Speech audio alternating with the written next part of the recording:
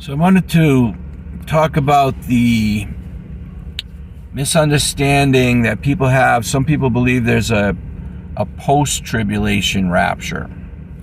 Like they think that the rapture comes at the very end of the 7-year period when Christ returns at the Battle of Armageddon. So there are many holes in this argument.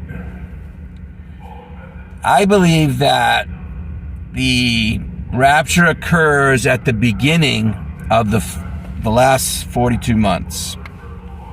Because I think that the church would starve to death. Because the church can't take the mark, or the church would end up in the lake of fire for eternity. And the church won't take the mark. And so it can't buy or sell. So that, I believe, won't go on for more than weeks or months before the rapture.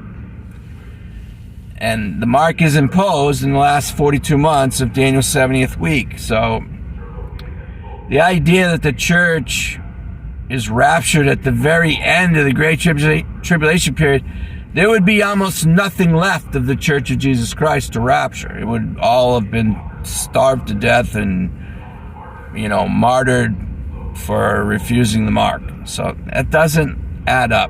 Not to mention, the 7 trumpets and 7 bowls are poured out of God's wrath, are poured out upon the entire planet.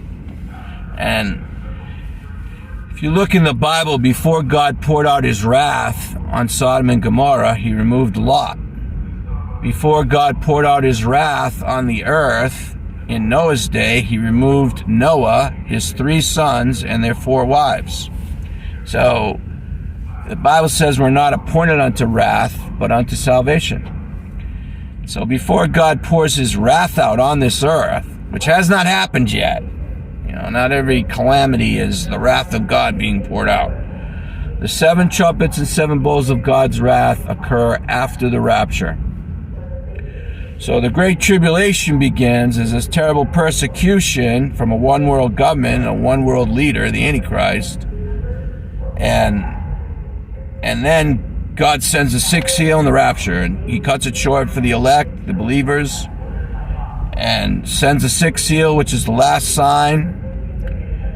Matthew 24:29 through 31 is the 6th seal in the rapture. And then the wrath of God is poured out.